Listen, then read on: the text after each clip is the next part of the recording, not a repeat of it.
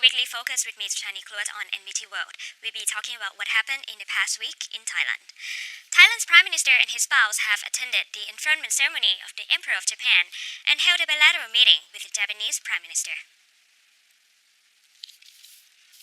On October 22nd, Thai Prime Minister and Defense Minister General Prayut Chan-o-cha and his wife Narapon Chan-o-cha attended the enthronement ceremony of His Majesty Emperor Naruhito at the Imperial Palace in Tokyo, Japan, and attended the court banquet hosted by their Majesties the Emperor and Empress in the Imperial Palace. On October 23rd, General Prayut held a bilateral meeting with Mr. Shinzo Abe, the Prime Minister of Japan. General Prayut, on behalf of the state and Thai people, congratulated Emperor Naruhito on his enthronement, highlighting that this year is auspicious for both Japan and Thailand, which organized the coronation ceremony of His Majesty the King in May. General Prayut said he believes that under the leadership and supervision of Prime Minister Shinzo Abe, the excellent disaster management of the government of Japan, the country will recover quickly from damage caused by typhoon Habitus, while Mr. Abe thanked General Prayut for attending the enthronement ceremony. Both agreed to push cooperation on human resource development, investment promotion, upgrading of targeted industries in the Eastern Economic Corridor project of Thailand, smart city development, environmental management, and the promotion of a free trade agreement. Both also agreed to accelerate the negotiations over the Regional Comprehensive Economic Partnership or RCEP. General Prayut also expressed Thailand's readiness to host 11th Mekong Japan Summit in this November, and Thailand's determination to work closely with Japan and drive operations under the Tokyo Strategy 2018. The World Bank's Ease of Doing Business 2020 report has ranked Thailand in 21st position, moving up 6 places from last year. Thailand's Finance Minister Uttama Sawanayon said Thailand has moved up 6 places among the 190 countries in the World Bank's Ease of Doing Business 2020 report. Mr. Uttama said Thailand's score was 80.1, up 1.65. This is the country's highest ranking in the past 6 years, and the third highest in ASEAN, where Singapore is ranked 2nd and Malaysia is ranked 12th. The Ease of Doing Business ranking measures 10 areas of business regulation. In the category of dealing with construction permits, Thailand has moved up from 67th position to 34th. Thailand has also improved in the protection of minority investors, pushing up to 3rd place from 15th last year. The finance minister said Thailand has utilized digital technology to facilitate business registration processes and adjusted regulations according to changes in the environment. However, it is still necessary for Thailand to enhance its business environment further and support competition to attract more investors and raise the country's competitiveness in the long term. Buriram province in northeastern Thailand is ranked 3rd in the top 20 trending destinations ranked by Airbnb. The ranking is based 20 trending destinations for 2020 based on year-on-year growth in bookings, in which Buriram has seen 383% increase. The most trending city is the US Milwaukee, Wisconsin's largest city, followed by Bilbao in Spain and Buriram of Thailand. According to Airbnb's website, some of the top trending locales are cities and regions that are preparing for big events, and the Chang International Circuit in Buriram is one of the competition venues of the MotoGP. Apart from being regarded as a sporting hotspot, Buriram also offers cultural delights, such as the Khmer Temple and Phnom Rung Historical Park, which is already in UNESCO's tentative list for consideration as future World Heritage Sites. The number of tourists visiting Buriram increases every year, from 1.2 million to 2 million in the past 5 years. The government has clarified that the royal barge procession had to be postponed from October 24th to December 12th. However, the full dress rehearsal went on as usual. Our correspondent attended the event. Many people are gathering on the banks of the Chao Phraya River, ready to watch the full dress rehearsal of the fleet of 52 ordnance ceremonial royal barges this afternoon. This royal procession is an occasion to protect the glory of the king's coronation ceremony, which took place earlier this year. Both Thai and foreign visitors are waiting enthusiastically to watch the rehearsal. The Royal Barge Procession is the final phase of the coronation of His Majesty King Mahawachiralongkorn, พระวชิรเกล้าเจ้าอยู่หัว This is the first time coming to the rehearsal. I first saw the royal barges in 1997, and so I'm very excited to see them on the river today. Very honored to be able to attend the rehearsal. I've always wanted to see this. And I came here to take photos. They're actually all waiting for me to bring pictures back because they know how excited I was to come today. รู้สึกมีความภาคภูมิใจในวัฒนธรรมประเพณีของคนไทยนะคะเป็นสิ่งที่อยากให้คนไทยทุกๆคนเนี่ยมีความประทับใจแล้วก็ภูมิใจในวัฒนธรรมของเราค่ะแล้วก็เป็นการถวายพระเกียรติที่ยิ่งใหญ่ที่สุดค่ะ Apart from crowd of people along the banks, the restaurants along that stretch of the river are full of people who bought tickets in advance in order to sit or stand in comfort to watch the rehearsal. Such a royal procession of ancient boats is a part of royal tradition is now rarely seen. The 1,200-meter fleet of 52 colorful barges, starting from Wasukri Pier and navigating to Rajawardit Pier, are propelled by about 2,000 oarsmen, gliding along the Japriya River to the accompaniment of impressive royal barge songs. People along the banks are fascinated by the largest and oldest royal barge, Supannahong. It is shaped like a mystical swan and was built during the reign of Rama VI.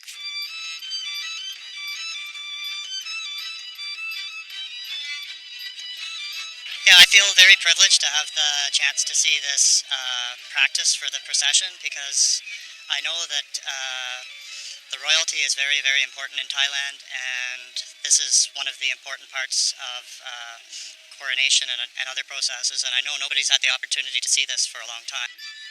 That would be a good chance to watch the rehearsal on November 12th, 19th, 26th, and December 3rd, while the dress rehearsal will be on December 9th prior to the actual Royal Barge procession on December 12th this year. As Martin Gokgao report. Now let's have a break and we'll see more of what happened during the past week.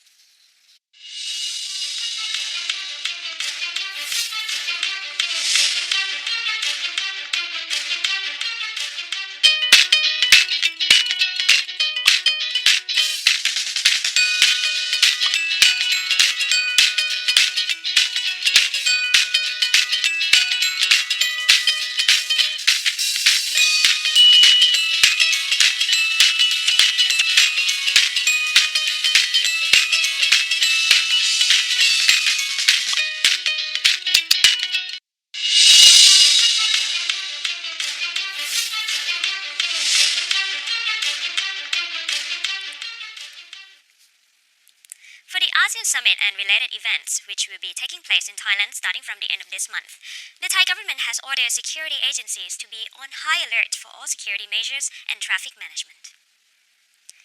As a Security and Traffic Subcommittee meeting for the ASEAN Summit chaired by Deputy Prime Minister General Prawit Wongsuwan, officials have been briefed on the preparation and rehearsals of situation response security plans for the ASEAN Summit on November 4th to 5th this year, concluding the preparedness of the major event. General Prawit has urged intelligence agencies to keep track on possible incidents and verify those risk factors carefully and concisely, focusing on collaborative work between incident prevention networks to provide the highest security protection to participating country leaders. The Royal Thai Police serves as the key responsible agency for managing and executing security protection plans together with local security agencies in all areas to ensure orderliness of monitoring, preventive, and troubleshooting measures. The recent commitment by the Thai government on the implementation of telemedicine has become a major milestone in Thailand's healthcare development. To achieve it requires effort at multiple levels. NBT World had an opportunity to talk to Mr. Ha Woof, the CEO of the Healthcare Information and Management System Society, a non-profit organization specializing in healthcare information technology, about how IT can help improve healthcare in Thailand. Thank you, Mr. Wu, for your time today. So first of all, we begin with the healthcare industry trend in the world. How is the situation right now? Well, healthcare is going through a dynamic change, and change is really at multiple levels. First, inside the hospitals and at the policy levels, innovation has really been the cornerstone of recognizing that both the economics and the demands on healthcare systems cannot sustain current models. And at the same time, the consumer is inventing their own health model through the use of digital health and applications and playing with the number one physician in the world, Dr. Google. So we're beginning to see an amazing emergence between the consumer and the health systems beginning to work out how they can play together. And as a health IT expert, do you think how the technology can complement the health industry? Technology has always been a part of the healthcare industry. We've seen it both in terms of products and services, of course, but now we see it in electronic medical records, which allow us to watch a patient and see continuity across the end-to-end view of their health. We see it in the use of digital devices, whether it's a watch that's keeping track of their steps or just basic information about their health. That's becoming an integral part of how we view an individual's ability to take care of themselves as well as interface with their own hospital or doctor. What are the biggest obstacles in terms of developing healthcare system? The technology is the easy part. It's the people and the process part, which are really the challenges in healthcare. So we have a culture in the way that we have developed healthcare, which has largely been the same for over 250 years. And they were developed from the institution itself, often starting with the physician, and then working its way out to the community. Today, we see the community working its way back towards the healthcare system. How do we retrain our workforce to prepare them to work on a digital domain? What about Thailand? We are kind of facing the issue of aging society right now, and soon we become a complete aged one. The aging population is in fact living longer, which is good, but because they're living longer, we're also seeing a higher level of disease burden, which just comes with age. We also see an increase in disease burden just because we're better at diagnosing than we ever were before. So now the pressure is on the healthcare systems, and we have to find a way of doing it because we do not have enough doctors, nurses, and beds. So this is where the concept of telemedicine, telehealth, digital health all start to come into the vocabulary. What is actually telemedicine? Well, telemedicine is an interesting phrase. It's often used with the concept and started the concept with phone calls between doctors and patients. It's grown to include video exchange, e-health communications through email or text messages, secure text messages, but it's actually grown now into an area also of virtual care. Sensors that are in the home or following around an individual looking for what we would call an anomaly, something happening that's out of the ordinary, so the health system knows how to respond. So this takes policy changes at the national level, especially around reimbursement. So how do we make sure that those things are funded and that they're properly aligned with the goals of the government? And in Thailand, we're beginning to see exactly that focus point. It's also an urban issue. There are many people that will live within the shadow of very wonderful hospitals, as we have right here in Bangkok, but they may not have access. There may not be enough beds. There may not be enough physicians. What is the biggest problem of Thailand in terms of moving in that direction? I don't think that there's a major issue at this point, but I think one of the most important opportunities is to get the incentives right so that the system, the hospitals, the clinicians understand that they will be reimbursed and working through telemedicine and digital health.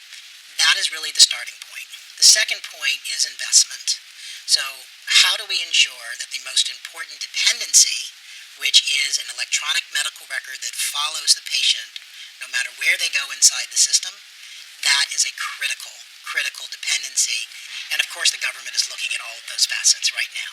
Well, I hope we both will see the positive change for Thailand. I have no doubt that it's moving in the right direction. We were very encouraged, both with the talks from the permanent secretary as well as the feedback that we've received across the industry.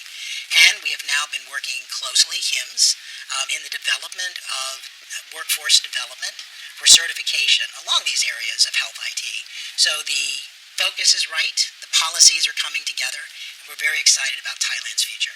So if there are things about reimbursement levels or policies that can support the use of information, HIMSS has a vast array of experience in multiple countries around the world, that if we can save someone a step, we're happy to do so. Thank you very much, Mr. Wu, for your time today. My pleasure. Thank you. And that's all for today. Thank you for watching and goodbye.